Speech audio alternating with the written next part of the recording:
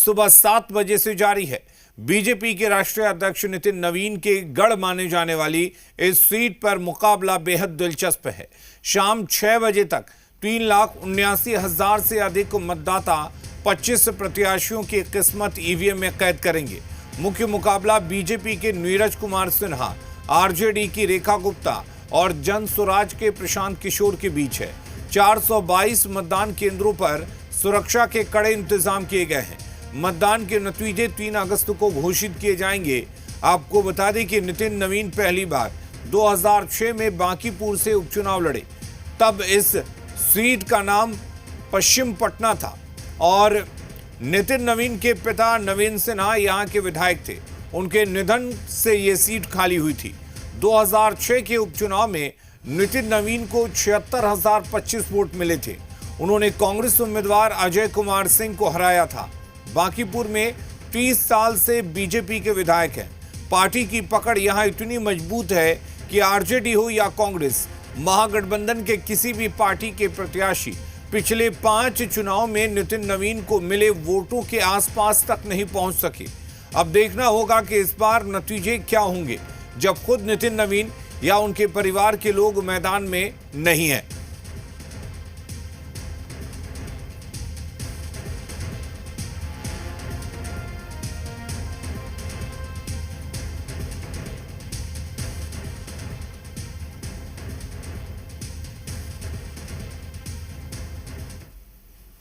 बांकीपुर में उपचुनाव हो रहे हैं और वोटिंग की प्रक्रिया शुरू हो गई है और ये बूथ संख्या 157 जमाल रोड है, जहां पर सुबह से वोटिंग की प्रक्रिया शुरू हो गई है और सुरक्षा व्यवस्था के तमाम इंतजाम किए गए हैं।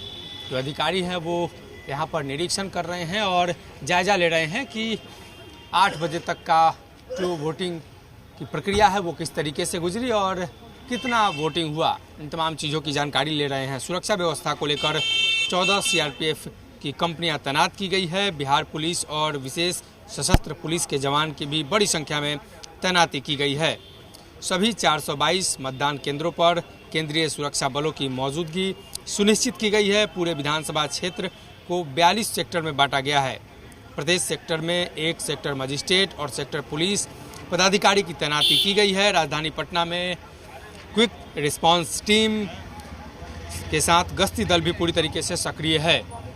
तो राजधानी पटना के अलग अलग इलाकों में वोटिंग की प्रक्रिया चल रही है और Jesus Mary Convent Jamal road booth संख्या 157 पर भी मौजूद है और यहाँ पर भी वोटिंग की प्रक्रिया पिछले 1.5 घंटे से जारी है और ये कह सकते हैं कि वोटिंग का ट्रेंड थोड़ा कमज़ोर है। वोटर थोड़ा धीरे धीरे बूथ पर पहुँच रहे हैं, लेकिन जैसे जैसे दिन चढ़ेगा वोटरों की संख्या बढ़ेगी और इस बार उम्मीद जताई जा रही है कि पिछली बार की तुलना में वोटर अधिक संख्या में यहाँ पहुँचेंगे और वोट कास्ट करेंगे। अपने सहयोगी अभिषेक के साथ सनी, जी मीडिया, पटना।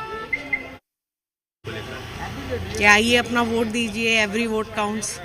हर बार दिया है वोट और जिसको दिया है संयोग से वही जीता है और हम लोग सशक्त मतदाता है और हमारे ही कारण सरकार बनती है। इसलिए चाहते हैं कि और अपने सारे लोगों को मैंने कह दिया सब अभी आएंगे वोट देने।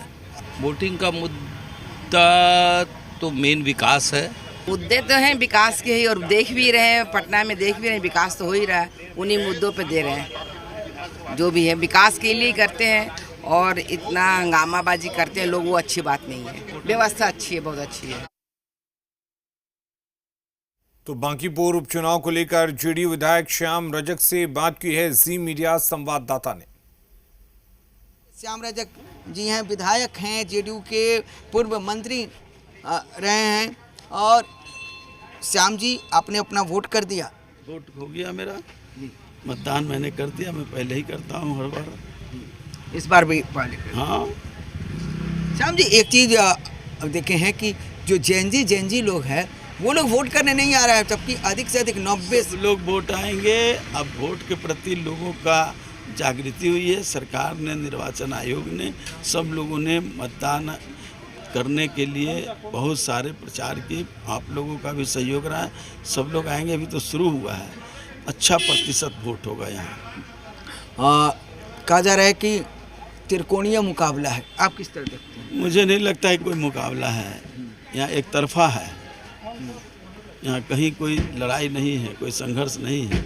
जनता विकास की ओर जाती है, जनता काम की ओर जाती है। इस क्षेत्र ये तो यहाँ पर उपचुनाव होना पड़ा, इस क्षेत्र में तो जनता ने नितिन नवीन जी को वोट दिया था, हम लोगों ने भी वोट दिया था, और वो अब राष्ट्रीय अध्यक्ष हो गए, तो इसका उनको जगह छोड़ना पड़ा। तो जो यहाँ नीरज सिन्हा को उम्मीदवार बनाया है एनडीए बीजेपी ने, तो निश्चित रूप से इसकी जीत होगी।